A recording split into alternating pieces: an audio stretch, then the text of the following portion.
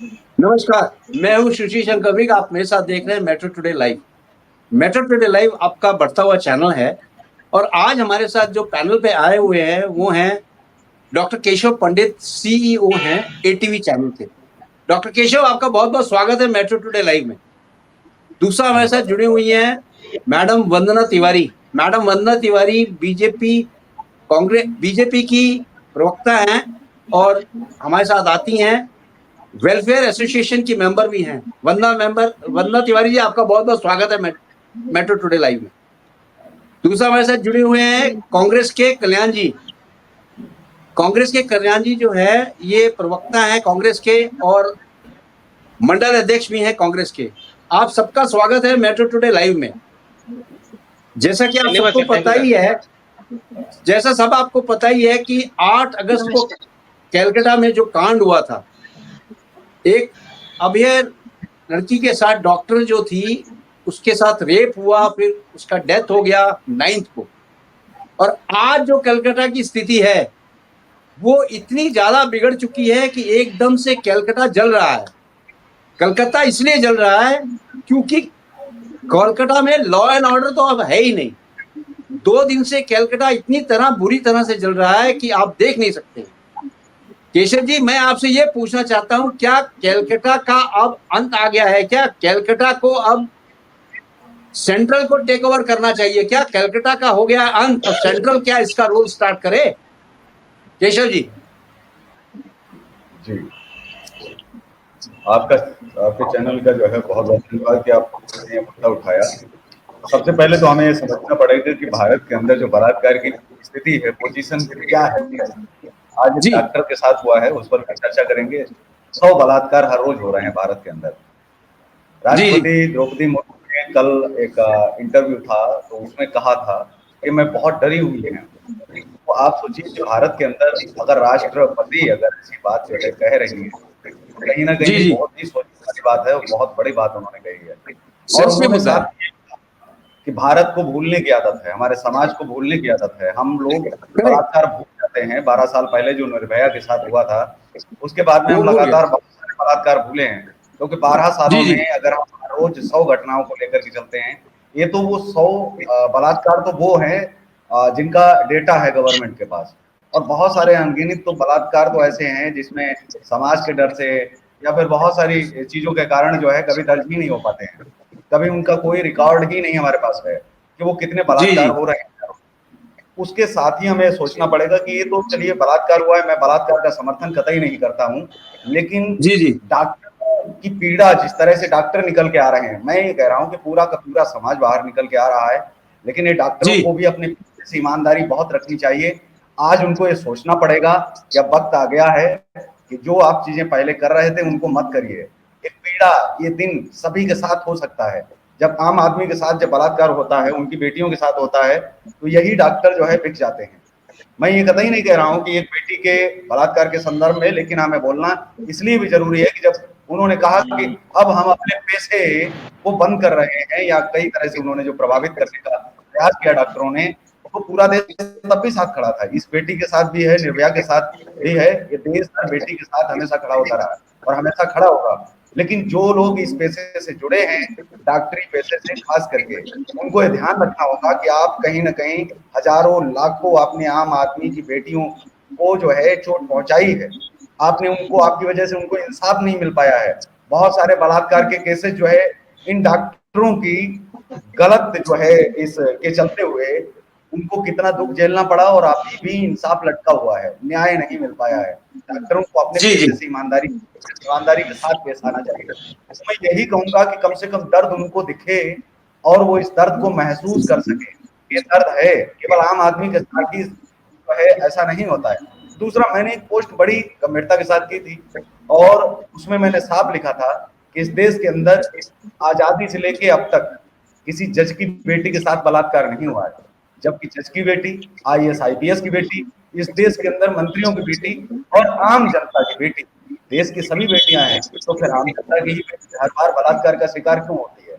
कभी बलात्कार का शिकार, मैं ये नहीं कहता हूं कि उनके साथ हो, लेकिन क्या संविधान का ताला टूटेगा? जय वो लाइन मैं दोहरा रहा हूं, किसी कवि ने लिखा कि उस दिन ताला टूटेगा संविधान की पेटी का, जिस दिन जिस्म निचोड़ा जाएगा मंत्री की बेटी का या फिर जज की बेटी का। तो क्या उस दिन का हम इंतजार कर रहे हैं? क्या उस दिन संविधान को ताक पर रखकर एनकाउंटर किए जाएंगे? अगर 100 आरोपी हर रोज जो है ऐसी घटनाओं को अंजाम दे रहे हैं, तो कम से कम कुछ नहीं तो एक महीने में 100-200 को तो गोली मारी ही जाए, उनके एनकाउंटर किए ही जाए। केवल हिंदू मुस्लिम के नाम पर एनकाउंटर हो रहे हैं। इस देश में उनके घर गिराए जा रहे हैं, क्या बलात्कारियों के घर क्यों नहीं गिराए जाते हैं? उनके घरों पर भी इस तरह का एक्शन लिया जाना भी बहुत जरूरी है, बहुत महत्वपूर्ण हो जाता है। ये रामायण जो हुई है वहां भी स्त्रियों को लेकर की हुई। महाभारत में अगर हम देखें तो द्रौपदी का सिर्फ केवल दुशासन ने दुस्साहस किया था कि उसका जो है वस्त्रहरण करने का, नग्न करने का प्रयास वर किया था, और वासुदेव श्री कृष्ण ने पूरी महाभारत करवाई, सारे के सारे लोगों को, देखने वालों को भी, और वहां बैठे हुए जो देख भी रहे थे, जो सुन रहे थे, समझ रहे थे, और वो जो मौन रहे, उन सभी के साथ न्याय किया। तो अब बात ये आती है कि हम सब देख रहे हैं, मूक दर्शक बने हुए खड़े हैं। क्यों केरल जैसी घटनाओं को अंजाम नहीं दे सकता है कोई ग्रुप? किसी पुस्तक पर कुछ बोल दिया जाता है, कह दिया जाता है कि सर तन से जुदा कर देंगे, मार देंगे, लेकिन इस देश की बेटी के साथ कोई बलात्कार जब करता है तब आप क्यों नहीं आगे आते हो? तब आप किसी का गर्दन आप क्यों नहीं आप उड़ा सकते हैं? आप समाज में कोई ऐसी आप मिसाल पेश कर दीजिए, आप बना दीजिए आप देश के अंदर ऐसी मिसाल कि हमने एक बेटी के साथ किया। भाई कोई भाई बनकर के क्यों नहीं आता है, कोई सामने बनकर? जितनी जो है धर्म के लोग रक्षा करने के लिए आगे आ जाते हैं, उतना बेटियों के लिए लोग क्यों धर्म रक्षक नहीं बनते हैं? क्या बेटी धर्म नहीं है? मैं तो कहता हूं कि पूरा का पूरा धर्म ही बेटियां हैं, पूरा का पूरा धर्म ही स्त्रियां हैं। अगर उनकी सुरक्षा न कर पाओ, कागज के कुछ पन्नों को आप सुरक्षित रख रहे हैं, उनको क्या सुरक्षित आप करेंगे? उनको क्या सुरक्षित आप रखेंगे? स्त्रियों की रक्षा के लिए सदैव ईश्वर को जन्म नहीं लेना पड़ेगा, हर बार परमात्मा नहीं आएगा। उन्होंने मैसेज दिया था, भगवान कृष्ण के समय भी वेदों की निंदा की जाती थी, लेकिन वो वेदों को बचाने नहीं आए थे। वो किसे बचाने आए थे? स्त्रियों की लाज। वो किसे बचाने आए थे? स्त्रियों का स्वाभिमान, सम्मान, किसे बचाने आए थे? क्योंकि जो पीड़ा है वो बहुत ऊपर बढ़ चुकी थी। तो लोगों को समझना पड़ेगा कि हम धर्म की 4 पुस्तकें बचा नहीं सकते, क्योंकि उनको कुछ नहीं बचाया जा सकता। वो ईश्वर की वाणी है, सदैव, जब तक अनंत काल तक, जब तक ये पृथ्वी रहेगी तब तक वेद भी रहेंगे, पुराण भी रहेगा, सब कुछ रहेगा। उसको बचाने की कोई जरूरत नहीं है। हमारे पास हजारों लाखों की संख्या में गुरु हैं जिनके पास जो है उनको सब कंठस्थ है, याद है। जब जब ये पुस्तकें जलाई जाएंगी तो फिर नई रचनाएं होंगी, फिर आएगा। लेकिन जो है उसको बचाने के लिए जिसको परमात्मा को अवतार लेना पड़ा, हमें उसे बचाने के लिए जो है कहीं ना कहीं आगे आना पड़ेगा। और राष्ट्रपति जी की फिर मैं जो है कर रहा हूँ कि उन्होंने जो है कहा कि मैं डरी हुई हूँ। देश का राष्ट्रपति अगर डरने की बात कर रहा है, कहीं ना कहीं हमें मूक दर्शक नहीं बने रहना है। हम जितना धर्म के लिए आगे रहते हैं, मरने और मारने पर उतारू हो जाते हैं। इस भीड़ को समझना पड़ेगा कि मरने मारने के लिए जिस दिन आप इन बलात्कारियों के लिए भी आप उतना ही संघर्ष करें, जबकि आपको ज्यादा करना चाहिए, तो मैं कहता हूं कि आपके धर्म की रक्षा स्वतः हो जाएगी। आपको कुछ भी धर्म की रक्षा नहीं करनी पड़ेगी। धर्म जिस चीज के लिए बना है वो सुरक्षित नहीं है, तो केवल धर्म के झंडे पकड़ने से कुछ नहीं होगा। जी करेक्ट जी।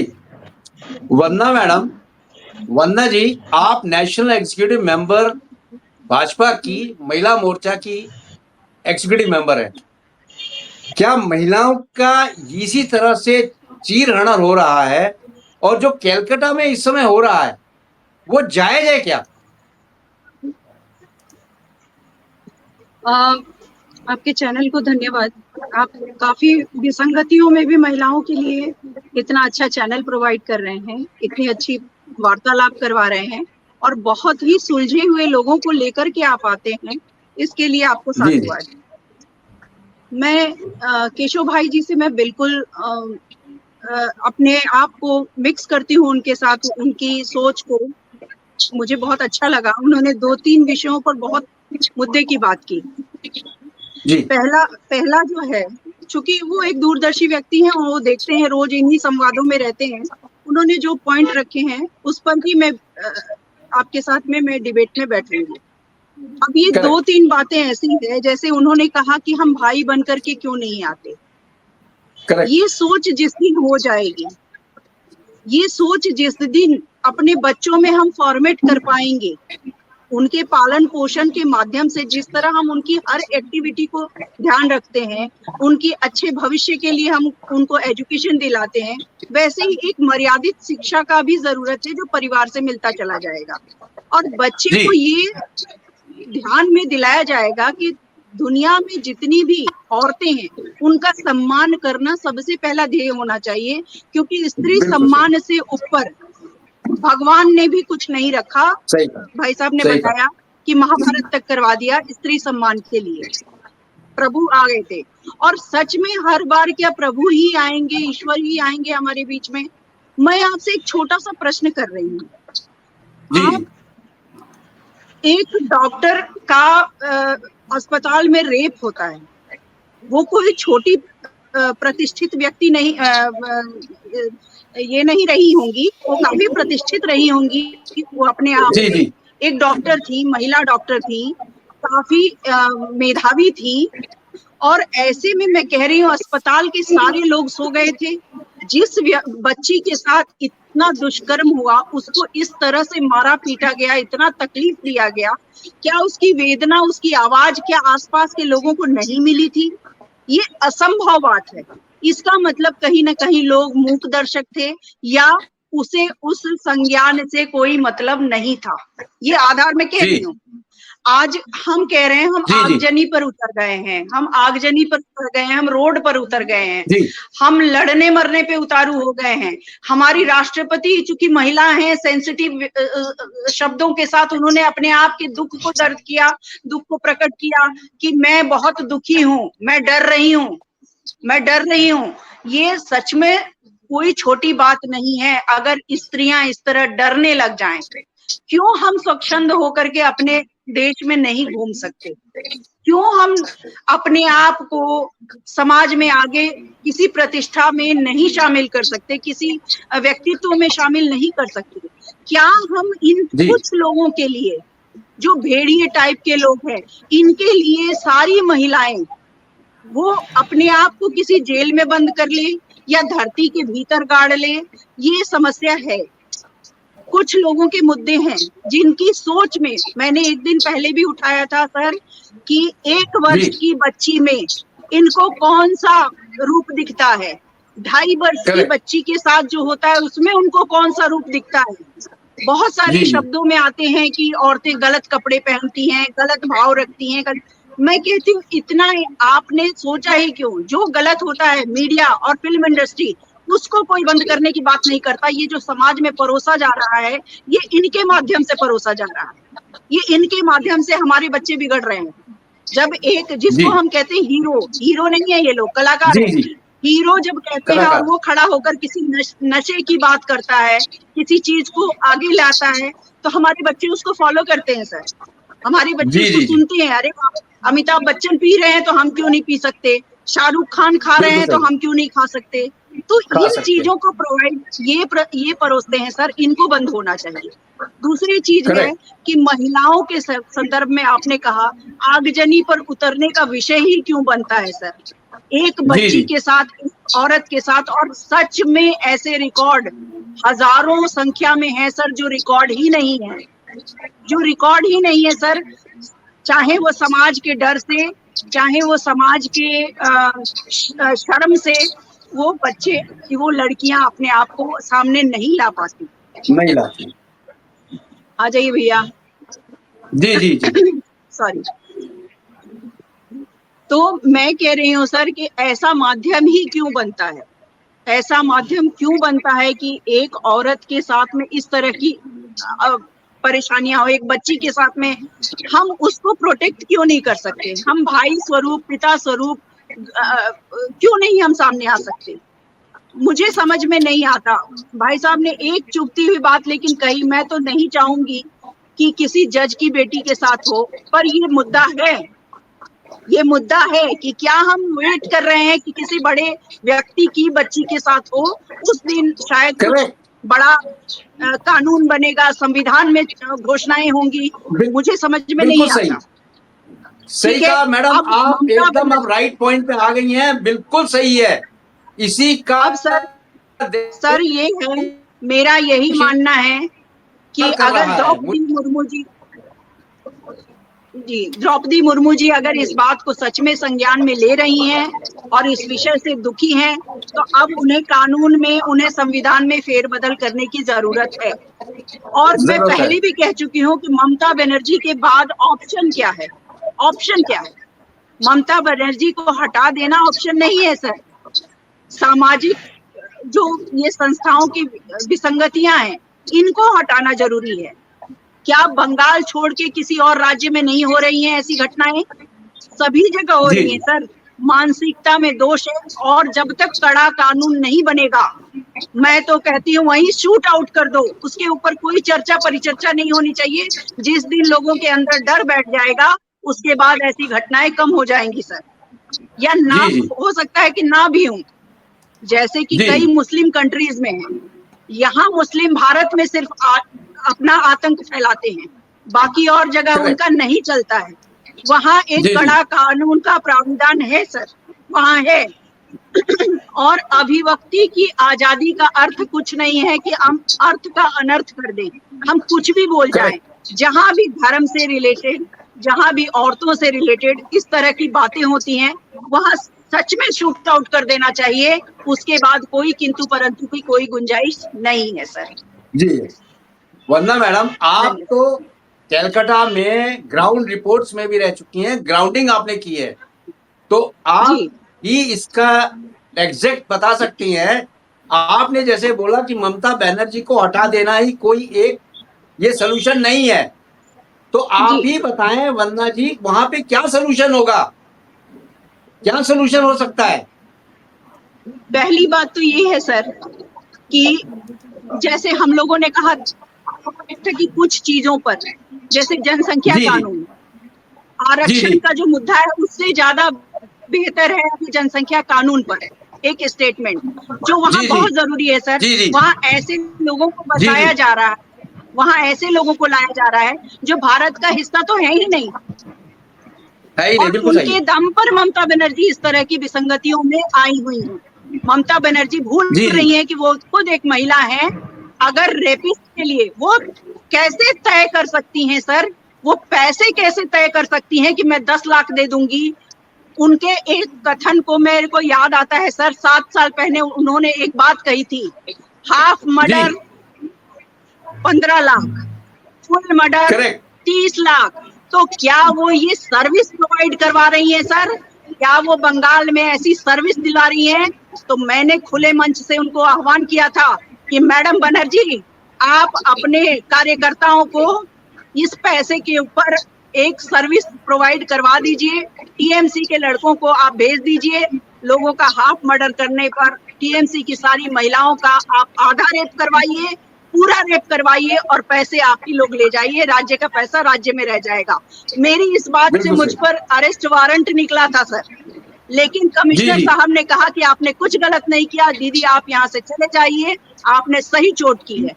सर मैं कह रही हूँ कि किसी के जान की, किसी के सम्मान की बात निधि में कैसे आ सकती है, पैसों में कैसे आ सकती है सर? ये सोचनीय बात है। उस औरत के इस स्टेटमेंट के बाद केंद्र सरकार या कोई भी लोग उसके खिलाफ क्यों नहीं जा रहा है सर? वो खुले मंच से इस तरह की बातें करती है और उसके खिलाफ कोई नहीं जाता है, तो ऐसा क्या है सर? क्या हम बोलने की आजादी में हम कुछ भी बोल सकते हैं? हम कुछ भी कह सकते हैं? इस पर रोक लगनी चाहिए। मैडम बनर्जी ऑप्शन नहीं है, बट मैडम बनर्जी को एक चोट मिलनी चाहिए, एक सुरक्षात्मक दृष्टि से उनको ये आभास होना चाहिए कि वो राज्य की सीएम है और उनको महिलाओं के, हर लोगों के सम्मान के लिए कुछ ना कुछ सोचना पड़ेगा। जी जी, बिल्कुल सही कहा मैडम वंदना तिवारी, आपकी सारे वाक्यों से हम वाकिफ हैं, बहुत बढ़िया आपने बोला। कल्याण जी, आपसे मैं ये पूछना चाहता हूँ, now it is enough, Calcutta में जो हो रहा है इनफ इज इनफ। कलकत्ता में ममता बनर्जी ने स्टेज से ये बोला है 8 अगस्त को ये रेप हुआ, 9 तारीख को ये रेप हुआ, 9 की रात को, और आज हो गए 18 दिन। सीबीआई क्या कर रही है? सीबीआई ने कुछ नहीं किया। जब हमने सीबीआई को ये केस दिया तो सीबीआई ने इस केस पे पानी फेर के हमने दिया उनको, मतलब ये खुले मन से वो चैलेंज कर रही है। मैं आपसे पूछना चाहता हूं, क्या इस समय जो हमारी राष्ट्रपति जी जो है द्रौपदी मुर्मू जी जो संवेदना बता रही हैं वो खुद डरी हुई हैं, क्या ये हमारा देश इसी तरह चलेगा क्या? नमस्कार सबको। देखो, मैं राकेश जी और मैडम के बातों से बहुत सहमत हूँ और मैं एक छोटा सा प्रसंग आपको सुनाना चाहती हूँ कि महाभारत में जब महाभारत खत्म हो गया तो प्रश्न से अर्जुन जी ने पूछा कि अर्जुन, ये सतयुग खत्म होता जा रहा है, आगे कलयुग में क्या होगा? जी। तो भगवान श्री कृष्ण ने कहा कि आप ऐसा कीजिए कि आप वन में जाइए। और जब जैसे ही वो वन में गए तो उनको 2 सूंड का हाथी दिखा और उस 2 सूंड के हाथी के आकर उन्होंने भगवान को बताया कि भगवान, मैंने ऐसा विचित्र प्राणी और ऐसे विचित्र आदमी के ज्ञान नहीं देखा मैंने, इसके 2 सूंड हो। तो भगवान श्री कृष्ण ने कहा था कि अर्जुन, ये कलयुग का रूप है, इसमें आदमी होगा कुछ और, दिखाएगा कुछ और वही चल रहा है। तो आपके टीवी के माध्यम से धन्यवाद देता हूँ आपको कि बार बार आप ये प्रसंग उठाते रहे हैं और ये करते रहे हैं, इसके लिए साधुवाद है आपको। इसके साथ साथ ही मैं ये जानना चाहता हूँ आपके टीवी के माध्यम से और जो हमारी बहन कल्पना जी बैठी है उनके माध्यम से कि कलकत्ता में तो ठीक है, सब लोग विरोध कर रहे हैं, होना भी चाहिए, बाकी उनके परिवार वालों से कोई आदमी जाकर नहीं मिल रहा है, न उनको कोई आदमी सांत्वना दे रहा है, न कोई उनको अन्य रिपोर्ट दे रहा है कि क्या हो रहा है, किस तरह से हो रहा है। सब अपनी अपनी रोटियां सेकने पर लगे हुए हैं, तोड़फोड़ हो रही है। आप ममता बनर्जी को हटाने की बातें कर रहे हैं, हमारे राष्ट्रपति जी भी चिंतित है, मगर उस परिवार के बारे में कोई चिंतित नहीं है। इसी के साथ साथ में मैं आपको और बताना चाहता हूँ कि हिमाचल में अभी रिसेंटली एक विधायक ने एक बूथ लेवल के कार्यकर्ता की बेटी के साथ में की हरकत करी और उसकी रिपोर्ट हुई पुलिस में और उस रिपोर्ट के बाद में वापस ले लिया गया क्योंकि वो बीजेपी का कार्यकर्ता था और बीजेपी के विधायक ने इस तरह का किया। इसी के साथ साथ में अभी रिसेंटली कल की बात है कि महाराष्ट्र में रत्नागिरी में कॉलेज के लौट रही एक नर्सिंग बिटिया, 19 साल की बिटिया, उसका टैक्सी में रेप हुआ। राजस्थान में अभी कल की खबर है, राजस्थान में एक बिटिया को 2 संविदा कर्मियों ने हॉस्पिटल में गैंग रेप किया। तो ये खाली कलकत्ता ही नहीं है, ये कल्याण जी, मैं आपसे ये पूछना चाहता हूँ, ये तो पूरे देश में हो रहा है। इस समय जो चर्चा चल रही है कल्याण जी, बेसिकली चल रही है कलकत्ता में। कलकत्ता जल रहा है, कलकत्ता जल रहा है, इतनी बुरी तरह जल रहा है। और एक चीज तो स्पष्ट है, जब विद्यार्थी सड़क पे उतर जाते हैं, जब विद्यार्थी सड़क पे आ जाते हैं, स्टूडेंट्स ऑन द रोड, इसका मतलब ये है कि बहुत बड़ा परिवर्तन होने वाला है। कहीं ऐसा ना हो कि बांग्लादेश की तरह ही यहाँ पे वो हाल हो जाए वेस्ट बंगाल में, क्योंकि वेस्ट बंगाल की चीफ मिनिस्टर एक लेडी है और वो लेडी के बारे में कुछ नहीं सोच रही हैं। सबसे बड़ा तो विडंबना यही है। कुछ नहीं है। मैं आपके माध्यम से बताना चाहूंगा कि जब तक हम लोग अपनी बहन बेटी की रक्षा करने के लिए खुद आगे नहीं आएंगे और जब तक जो है ब्रजभूषण, कुलदीप सेंगर और चिन्मय, कल्याण जी एक बात बताइए, कौन भाई अपनी बहन की रक्षा नहीं करना चाहता है?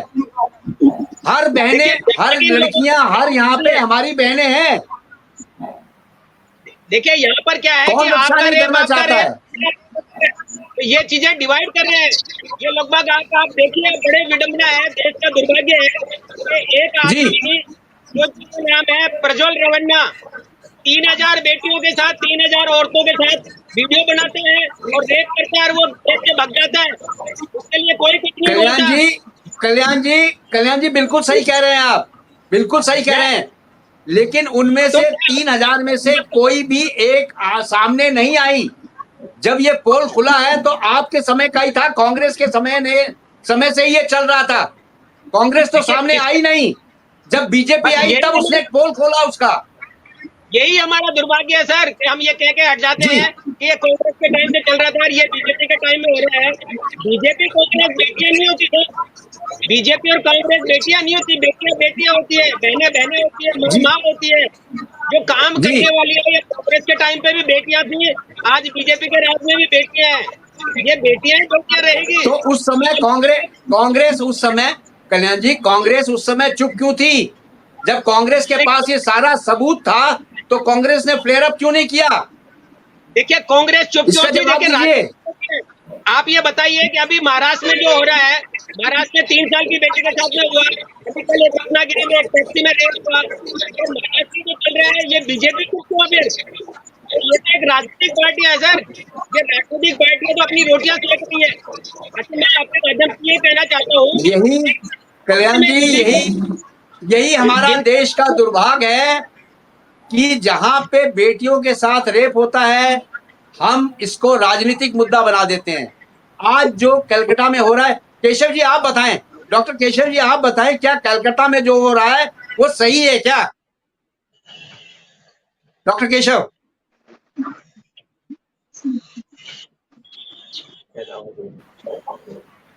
डॉक्टर केशव आपको आवाज आ रही है मेरी? जी दोबारा से आप प्लीज रिपीट करें आप सब। हाँ डॉक्टर केशव, मैं आपसे ये पूछ रहा हूं, जो इस समय कलकत्ता में हो रहा है, लाखों लोग वहां सड़क पे हैं और मारधार हो रही है, वो टीएमसी वाले लोग हैं बीजेपी को मार रहे हैं, क्या ये सही हो रहा है क्या वहां पे? देखिए सबसे पहले तो हमें समझना पड़ेगा कि पहली बार, मेरी आवाज आ रही है आपको? जी आ रही है।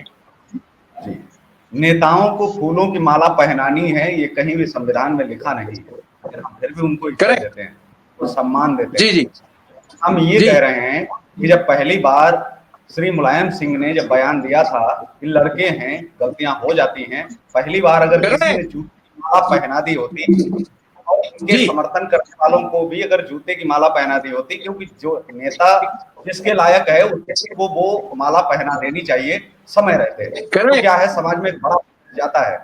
कर्नाटक के कांग्रेस के विधायक रमेश कुमार जी ने जब बोला था कि बलात्कार होना ही है तो लेटो और मजे लो, जब ये बयान दिया था कि महोदय भी हंस रहे थे। उस समय अगर कोई धर्म योद्धा जाता और जाकर के कर्नाटक के कांग्रेस के विधायक को अगर उस समय जो है जूतों की माला पहना दी होती तो समाज में एक बहुत बड़ा संदेश जाता। इसके बाद में अगर हम बात करें ये फेयर रिश्तों की, अगर हम बात करें कि किसने कितने बयान कब दिए हैं, उसके साथ ही शरद यादव ने क्या टिप्पणी की थी, उन्होंने कहा था कि वोट की इज्जत आपकी बेटी की इज्जत से ज्यादा बड़ी होती है। वोट की इज्जत, ध्यान रखना, वोट की इज्जत जो है आपकी बेटी की इज्जत से बहुत ज्यादा बड़ी है। अगर शरद पवार को उस समय जो है जूतों की माला अगर पहना दी किसी ने, उसी समय समाज में बहुत बड़ा संदेश जाता। लेकिन ये लोगों की गलती है कि उन्होंने जूते की माला पहना ही नहीं। मैं तो कहता हूं कि जूते किसी को मारने चाहिए थे। समाजवादी पार्टी के एक लीडर थे तोताराम यादव, जिन्होंने बलात्कार पर कहा था कि बलात्कार जैसी कोई चीज होती ही नहीं है। अगर काश तोताराम यादव को अगर जूतों की माला समाज में किसी व्यक्ति ने, जो लोग धर्म बचाने की बात करते हैं, और मैं फिर कहता हूं कि धर्म बेटियां ही हैं, उनसे बड़ा कोई नहीं है, क्योंकि बेटियों के लिए ही ईश्वर को अवतार लेना पड़ता है। तो आप कौन से धर्म की रक्षा कर रहे हो? तो आप नहीं कि आया मौन हो तो आप तो अब ठीक वैसे ही हैं जैसे कौरवों के साथ में भीष्म पितामह मौन रहे, गुरु द्रोणाचार्य मौन रहे, आज शंकराचार्य मौन है। तो शंकराचार्य और द्रोणाचार्य में मेरे लिए तो कोई फर्क नहीं है। और मुझे ऐसा लगता है कि कल को अगर परमात्मा अवतार लेंगे तो फिर युद्ध भूमि में ये तो नहीं देखा जाएगा कौन शंकराचार्य, जो मौन रहा है वो कौन है, ये नहीं देखा जाएगा। जो मौन रहा है, न्याय सबके साथ होगा और सजा सभी को मिलेगी। तो आज शंकराचार्य भी मौन है, क्यों मौन है, किस लिए मौन है, उनको देखा जाना चाहिए। वो कौन से धर्म की रक्षा कर रहे हैं, कौन सी पीठों की रक्षा कर रहे हैं? पीठ है क्या? स्त्री के अलावा कुछ है क्या? भगवान कृष्ण ने कहा कि अगर स्त्रियों की जहां पूजा होती है वहां देवता निवास करते, मनुस्मृति में दिया गया है। तो जब स्त्रियों की पूजा ही नहीं हो, जब साथ ही एक बात और मैं कह दूं कि जब बंगाल के अंदर जहां एक तरफ झड़प हो रही, लोग आंदोलन कर रहे, एक तरफ उतर रहे, वहां भी बलात्कार बंद नहीं है देश के अंदर। दूसरी तरफ जो हफ्सी लोग हैं, जो हम ये कह रहे हैं कि वो समाज में ऐसे घृणित कार्य फिर भी कर रहे हैं। आज की डेट में भी लगभग 86-87 रेप की घटनाएं तो हुई ही होंगी, शायद बंगाल के उस हिस्से में रहा हो जहां ये सब चीज चल रही हो, और क्या पता उस शहर में भी बलात्कार हो रहा हो जिस शहर में आंदोलन चल रहे हैं।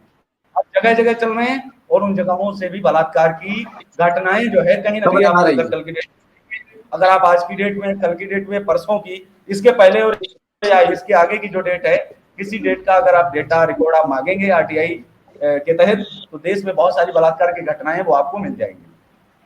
जी जी।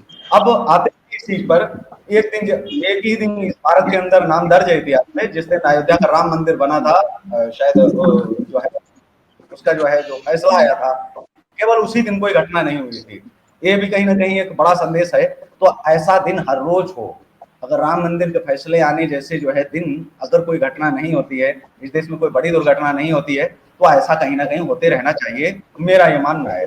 लेकिन मैं साथ ही ये मानता हूँ कि जब हम इस शहर में हम रक्षा करने के लिए हम एक तरफ झंडे उठाए हैं और जिस घर के सामने से हम गुजर रहे हैं, क्या पता उस घर के अंदर बलात्कार हो रहा हो, हम इसको भी नकार नहीं सकते हैं, स्वीकारना पड़ेगा और इसको जितनी जल्दी समाज स्वीकार ले।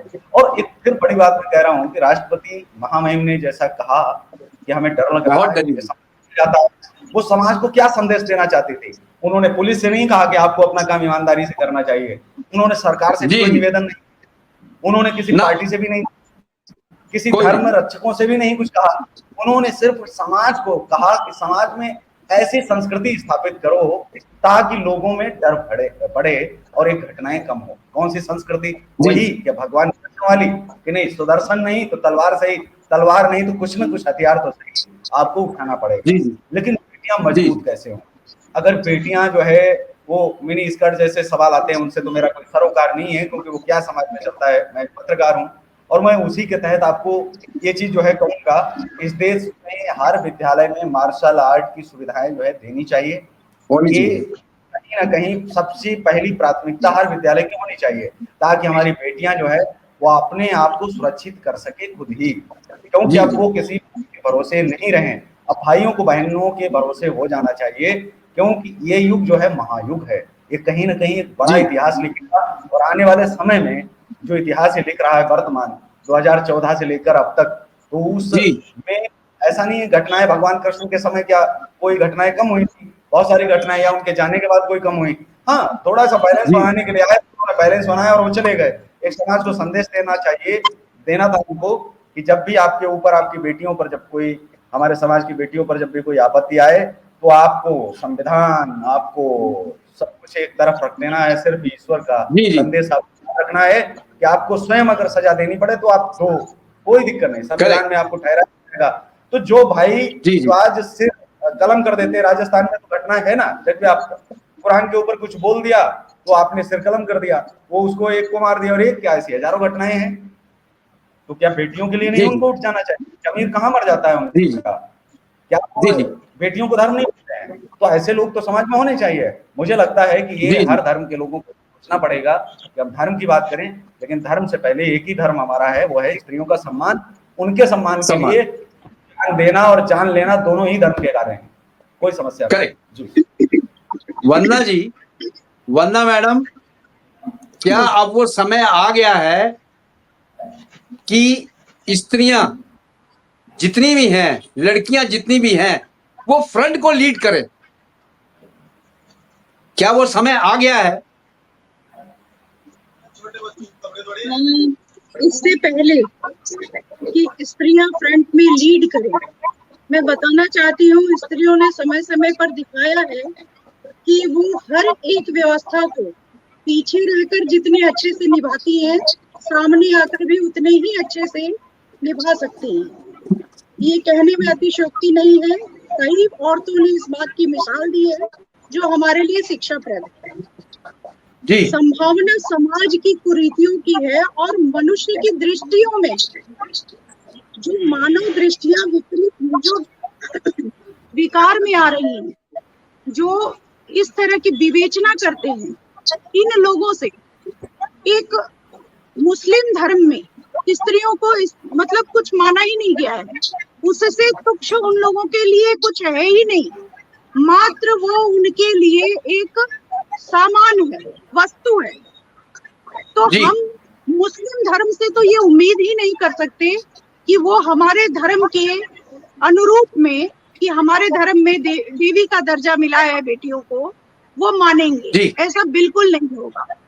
जितने कट्टर हैं सर, वो कहते हैं सर कलम कर देंगे छोटी छोटी बातों पर, अपने धर्म के विरुद्ध एक शब्द नहीं बोलने देते, वो लोग जी। बेटियों पर विचार बिल्कुल नहीं करते और न करेंगे सर, उनसे हमें उम्मीद नहीं है। अब जी, जी।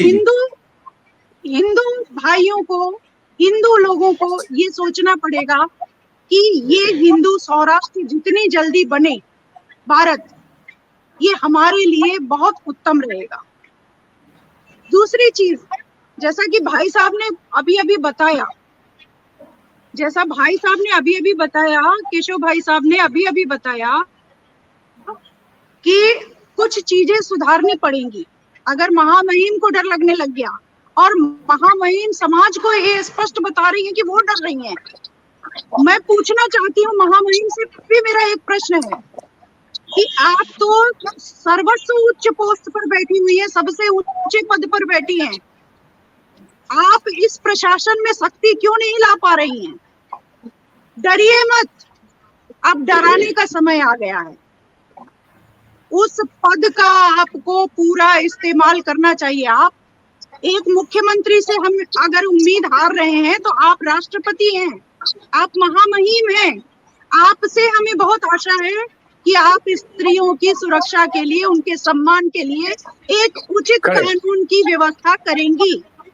अगर आपके पद पर बैठकर आप डर रही हैं तो आप निश्चित तौर पर वो पीड़ा महसूस कर रही हैं, लेकिन सिर्फ पीड़ा महसूस करने से नहीं होगा, इसके लिए एक बहुत कड़े प्रावधान की जरूरत है। दूसरी है, भाई साहब ने एक और इंगित किया, एक इंडिकेशन दिया कि उस परिवार के साथ कौन खड़ा, जिस बेटियों के साथ, एक बेटी की बात नहीं कर रही हूँ, जिन बेटियों के साथ ऐसी घटनाएं, दुर्घटनाएं हो रही हैं, उनके परिवार के साथ खड़े होने वाले कितने लोग हैं?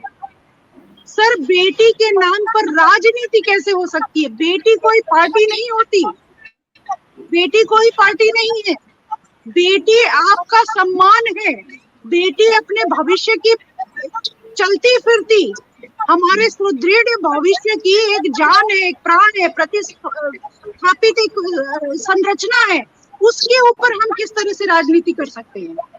बेटी आपकी, मेरी, सबकी बेटी है सर। बेटी एक बहुत नाजुक मुद्दा है। बेटी बहन शामिल है, माँ शामिल है, दीदी, आपकी बुआ शामिल है, मौसी शामिल है, हर बेटी जो महिला होती है। ये मुद्दा बहुत सेंसिटिव है सर, हमारे हिंदू ही इसे समझ सकते हैं क्योंकि वो देवियों को बहुत पूजनीय मानते हैं। और सच तो यही है सर कि संसार की उत्पत्ति में पुरुष सहायक जरूर हैं, पर उत्पत्ति, सृजन का माध्यम स्त्री ही है। उस स्त्री के अगर सम्मान नहीं हुआ सर, तो धरती गर्त में चलती जाएगी सर। वो हम पश्चिमी सभ्यता लागू नहीं कर सकते। हमारे देश को हमारी संस्कृति सम्मान की बहुत जरूरत है। इसके लिए कोई व्यवस्था हो, और मुर्मू जी, महामहिम जी इस बात के लिए कोई अच्छी सुदृढ़ व्यवस्था करें, तो हम लोगों को भी थोड़ी सरलता हो जाएगी सर। करेक्ट, सरलता हो जाएगी। कल्याण जी, आपसे पूछता है हिंदुस्तान, जो कलकत्ता इस समय जल रहा है, इसमें चीफ मिनिस्टर को रिजाइन करना चाहिए और रिजाइन करने के बाद वहां पे राष्ट्रपति शासन लगाना चाहिए, क्योंकि कितने ही लोगों के हाथ पैर टूटे हैं, कितने लोगों को गोलियां लगी हैं। क्या उसको युद्ध का मैदान बनाना चाहती हैं क्या चीफ मिनिस्टर जी? देखिए, सबसे बड़ी बात तो ये है कि चीफ मिनिस्टर रिजाइन करना कोई सॉल्यूशन नहीं है। अगर चीफ मिनिस्टर रिजाइन कर देती है बेटी के प्रति, ये कोई न्याय नहीं है, इसको कोई न्याय नहीं मिलने वाला है। ये राजनीति की पार्टी है, राजनीति कोई किया जा रहा है। पिछली 8 अगस्त को रेप हुआ है और अब तक ये चल रहा है, इसमें राजनीतिक रोटियां सेकी जा रही है। मेरा तो मानना ये है कि जैसे हमारे भाई साहब ने कहा और हमारी बहन ने कहा कि जो आदमी मंच पे खड़े होकर अगर मान लो क्या अनर्थ बोलता है, चाहे बीजेपी का हो, चाहे कांग्रेस का हो, चाहे समाजवादी पार्टी का हो, चाहे अन्य किसी पार्टी का हो, उसको हाथ के हाथ जनता जब तक माला नहीं पहनाएगी, पुरस्कार नहीं देगी, तब तक ये लोग नहीं सुधरेंगे। बिल्कुल सही कहा। बहुत सारे लोग बाग ऐसे हैं जिनका रोल मॉडल है जैसे ब्रजभूषण शर्मा जी है, चिन्मयानंद जी है, बहुत सारे ऐसे रोल है कि जब तक इन जी, लोगों जी। को सबक नहीं दोगे तब तक जनता नहीं सुधरेगी। एक भय का वो करेक्ट। कहते हैं ना कि भय का प्रीत न होए गोपाल, वो वाला हाल है कि जब तक भय नहीं होगा, कानून का डर नहीं होगा, तब तक हम इसको रोक नहीं सकते। आए दिन होते रहेंगे क्योंकि कोई न कोई किसी की रिश्तेदार निकल जाता है, कोई पार्टी का निकल जाता है, कोई नेताजी का निकल जाता है, कोई मंत्री जी का निकल जाता है और वो उसको बचा ले जाते हैं दूसरी गली से। इसलिए जो आदमी जहां इस तरह का काम करे उसको वही की वही माला पहना देनी चाहिए। मैं इनकी बात से 1% सहमत हूँ और हमारी बहन ने कहा उनसे भी सहमत हूँ क्योंकि बिना माला पहनाए बीजेपी कांग्रेस वोटों में चलती है कि मैं बीजेपी का सपोर्टर हूँ, मैं कांग्रेस की मंत्री से जुड़ा हुआ हूँ तो मैं कांग्रेस को सपोर्ट करूँ, वोट दूं, मगर कांग्रेस के गुनाह में या बीजेपी के गुनाह में मैं उसको साथ नहीं दूं। वहां पर जैसे ही इलेक्शन खत्म होते हैं, गवर्नमेंट डिफेक्टिव होती है, उसके बाद में जनता जनता हो जाती है, जनता के लिए वो एक पार्टी रह जाते हैं। अगर वो गलती करते हैं ठीक तो उनको इमीडिएटली पनिश करना चाहिए। मेरा तो कहना ठीक है, यही ठीक है है, सर, समझदार है सर ठीक है कल्याण जी। जी। ठीक है कल्याण जी, टाइम हमारे पास इतना ही था। आप जी जी सबका बहुत बहुत धन्यवाद आने के लिए मेट्रो टुडे लाइव में और इस मुद्दे पे डिस्कस करने के लिए। अब एक चीज हम बोलना चाहते हैं 140 करोड़ जनता से कि इस समय की जो हालात हैं वेस्ट बंगाल के वो सुधरने चाहिए, क्योंकि नेशनल लॉस बहुत हो रहा है। नेशनल लॉस मतलब इंडियन लॉस हो रहा है और उस नहीं, लॉस को इसके लिए कंट्रोल करने के लिए जल्दी से जल्दी उसका मैं निवारण होना चाहिए। 10 सेकंड जी दूंगा। इस पर जो है जी, बोलिए देश बोलिए। के शंकराचार्य को बोलना चाहिए, देश के शंकराचार्यों को बोलना चाहिए, बहुत जरूरी है, क्योंकि जब हिंदू राष्ट्र की बात करें या चीजों की ठीक तो शंकराचार्य को आगे आना पड़ेगा। और शंकराचार्य अगर नहीं ठीक बोलते हैं, ऐसे धर्माचार्यों को भी हमारे समाज से बहिष्कृत करने के लिए भी हमें मुहिम छेड़नी जी पड़ेगी, उसे उतारना ठीक है, पड़ेगा। चांदी के ठीक है, सिंहासन पर बैठते बैठते मुझे लगता है कि शंकराचार्य अपनी जो है जो चीजें जिनके लिए बैठे हैं वो चीजें सुन रहे हैं, अपना धर्म बोल रहे हैं और अपने कर्तव्यों जी का जी, सही से निर्वहन नहीं कर रहे हैं। नहीं कर रहे हैं जी। जय हिंद, जय भारत। जय हिंद, जय भारत सर।